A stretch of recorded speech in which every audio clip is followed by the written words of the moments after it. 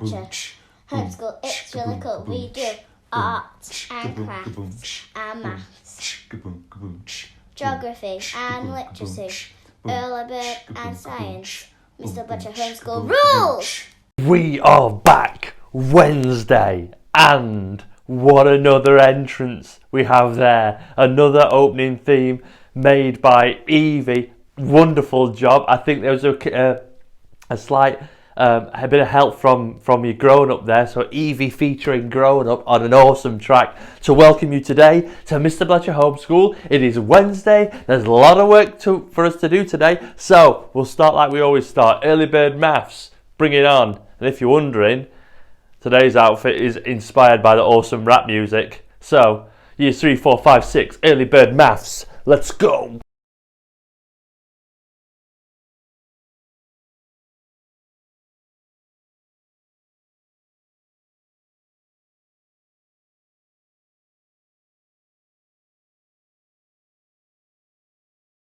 Right, on to today's maths, and before you ask, yes, we are sticking with this outfit for the day. I think it looks great. We have had a look at perimeter. We've looked at perimeter of squares and rectangles on Monday, perimeter of compound shapes yesterday. Now we're moving on to area. Okay, so perimeter was about calculating sort of the border almost of a shape. The area is all to do with finding out the sort of surface that a shape covers, the area that it covers, okay? And it's quite simple how we work this out, actually. Let's take a look at this first rectangle. We have, it's 4 centimetres in length and 2 centimetres sort of wide, okay? If we were looking at it this way, certainly. Now, all we have to do is multiply those two numbers together. 4 times 2 is 8 centimetres. But because it's area, we need to remember to write 8 centimetres squared. Okay, remember the little 2 from squared? We need to make sure that's in every answer we give today. So we've got another one. 3 centimetres and 15 centimetres. 3 by 15. Well, 3 times 15 makes 45 centimetres squared. This time we have a square, and it's a 5 by 5 square. 5 times 5 is 25. So the area of that shape is 25 centimetres squared. Now, on screen in a moment will be some shapes for you to work the area out of. Once you've done that, a little bit of an outdoor challenge for your garden. Why not measure out a rectangle, maybe a lawn, something like that in your garden, measure out a rectangle. Can you work out the area of a rectangle in your garden? Now that one will more than likely be meters, but that's a bit of an extra challenge. I'd love to see your photos of that, so please send them in so we can shout them out on tomorrow's episode. Here's your questions for today's maths.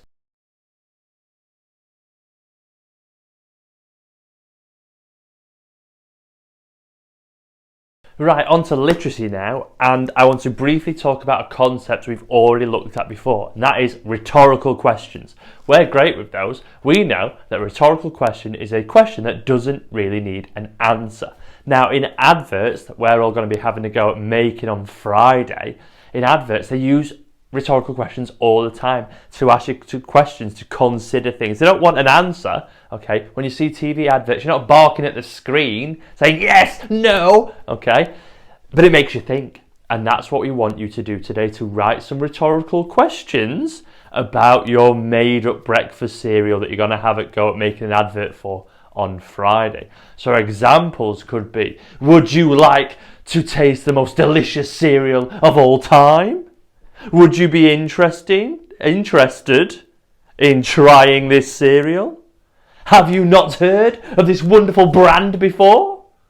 All rhetorical questions. Now, in a moment on screen, there's going to be some question starters for you to have a go at. Can you write some rhetorical questions about your breakfast cereal? Remember to include the name of your breakfast cereal. Okay, any extra information maybe would be even better. So, rhetorical questions, let's hear them.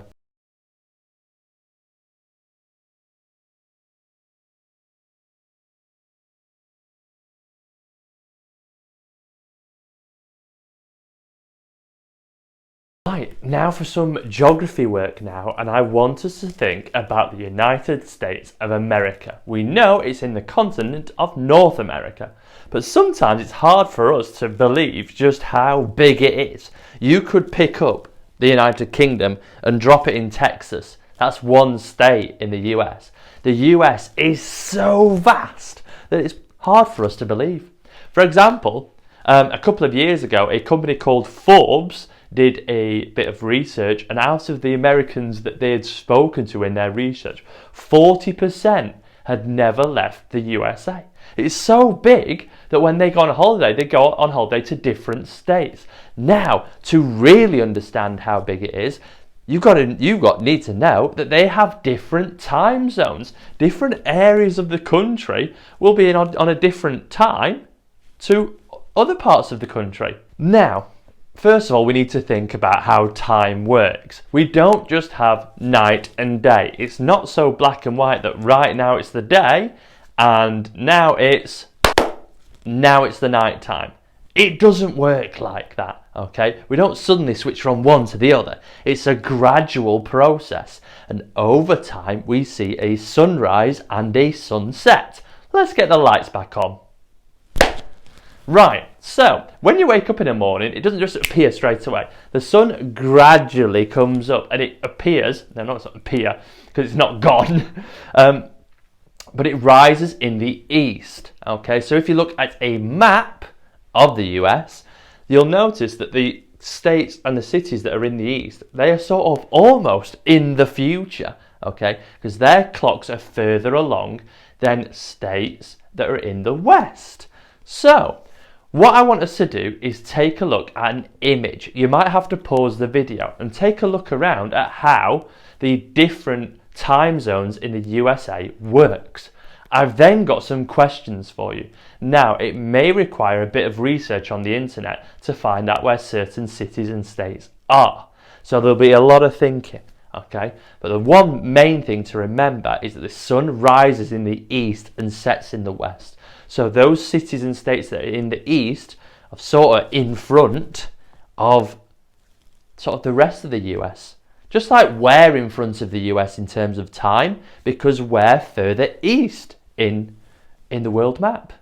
And just like when you think about New Year's Eve, and when you hear that Australia are already celebrating the New Year, well, they're further east. So their day starts before us, which then, going off on a tangent, makes you think about time travel. Is it already possible to travel back and forward in time if we travel between different countries? Mind-blowing. Anyway, I digress. We've got work to do, okay? So take a look at this image about different time zones, then take a look at the questions and have a go at working them out.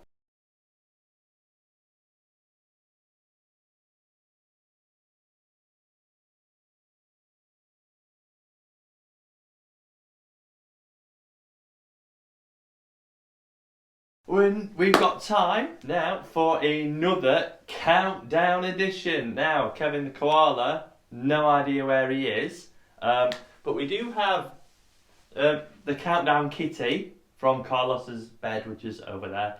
The countdown kitty's come to do some countdown, haven't you? Yes, you have. Wonderful. So, we're going to do maths countdown. Here is what you have to work out. There we go.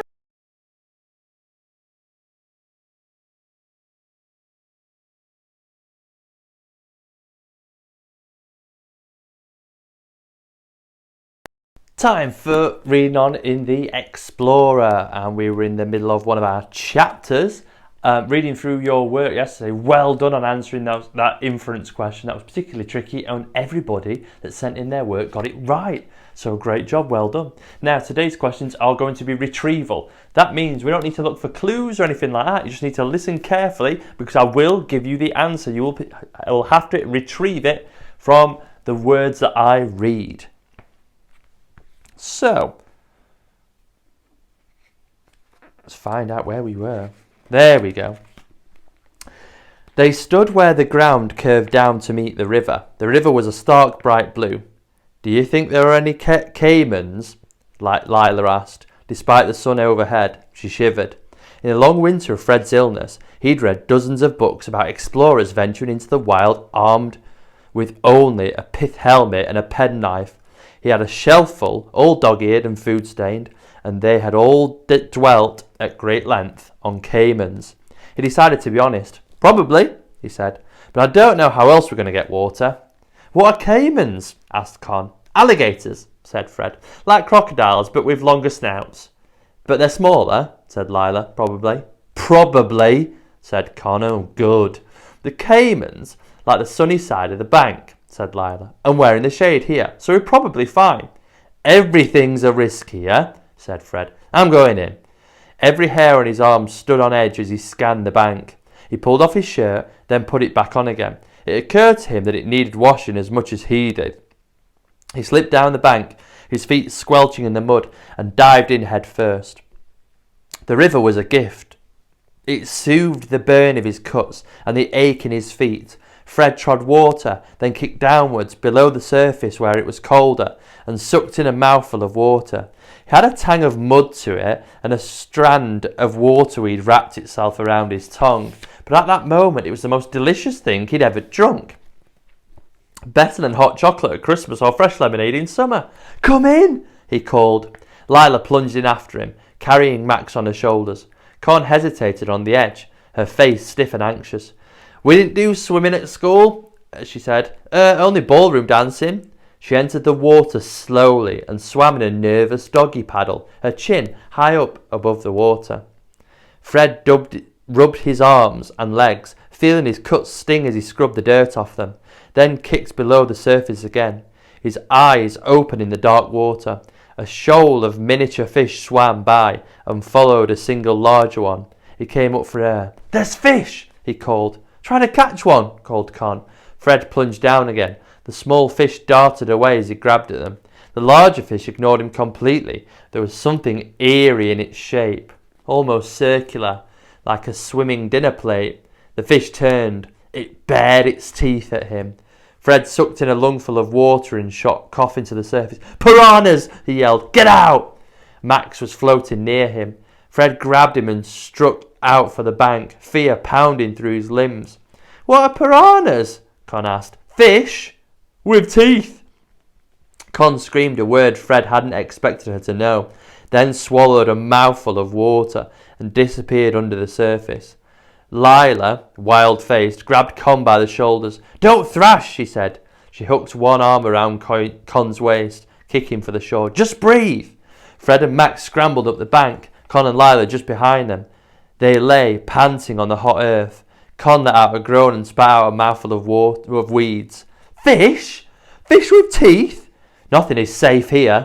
You can't even trust the fish not to eat you. What else? Pigeons with fangs? Monkeys with guns?" "I read," Fred gasped, "that they don't bite unless they're very hungry.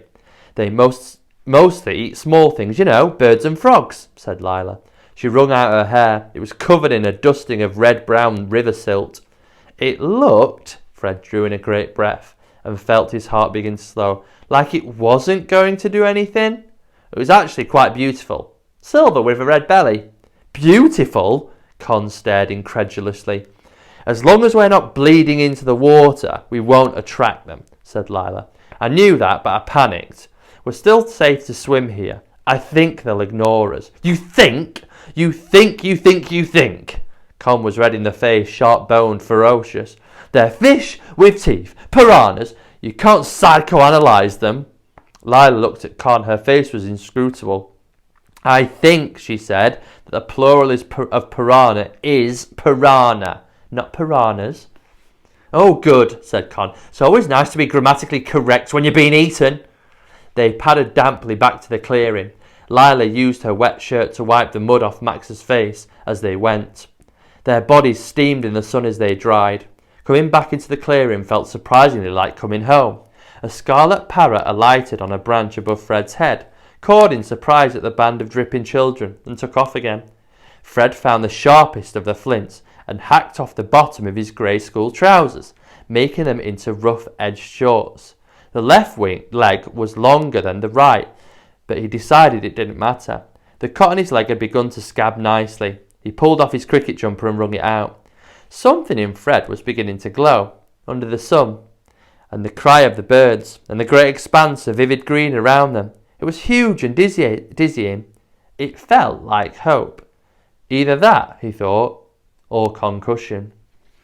So, that's the end of the chapter. We have 2 retrieval questions for you.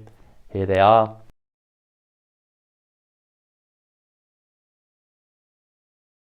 So it finishes Wednesday's episode of Homeschool. Thank you for coming. Thank you for liking and sharing this. It really helps to show other children what fun we're having and all the activities we're getting up to. So very much thank you for that. And thank you for hitting the 400 subscriber mark. It is very much appreciated. Thank you, everyone. Well done.